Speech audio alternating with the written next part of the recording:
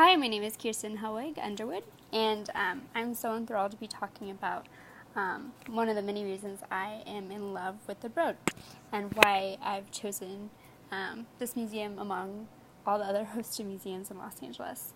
And I think the main reason is that there's this sort of marriage, this coagulation of the classical and the ancient with the modern, right? So when people talk about the Broad, they often talk about Jeff Koons and his balloon pieces, right?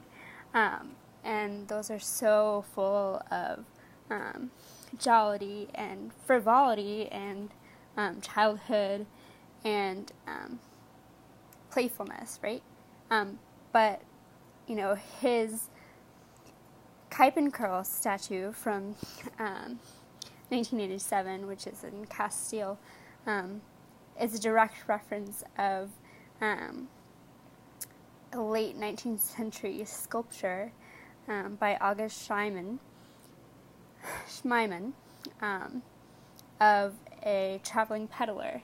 And so there's this reinterpretation of the past that I love so much that is shown at the Broad. For example, we have Mark Tansey's Achilles and the Tortoise, this oil on canvas that is referencing the great legacy of Albert Bierstadt, right?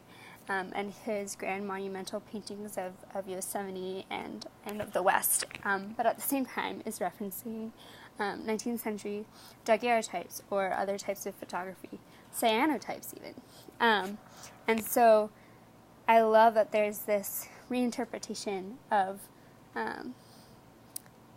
what art is and of what previous generations thought art was. And we see that again in Malcolm Morley's copy of Vermeer's Art of Painting, which is in the Kunsthistorisches Museum in Vienna. And you can see he's played with the color, and he's using acrylic, and so it has a completely different look than the original oil painting. And so he's reinterpreted it. It's sort of like seeing history through a lens.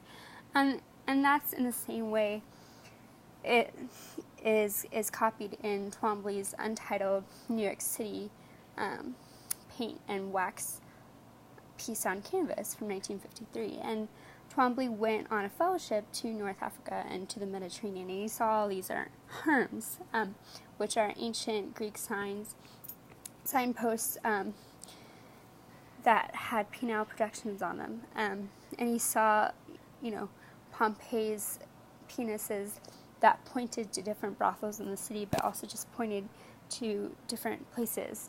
And he saw, these amulets that are in the Archaeological Museum in Naples, probably, of penises. And there's so many of them. And so he took the apotropaic, or the sort of magical value of procreation, and he took that in the symbol of the penis, and he translated that to New York City, sort of saying that the patriarchy isn't dead, that it's been transferred, right? That this magical value that's placed on male genitalia has been transferred into these penile projections that are skyscrapers, and that is one of the core values of American society. And so that's what I love. I love this reinterpretation of the past and what it means, and whether that means the abstraction of the past or the abstraction of the present.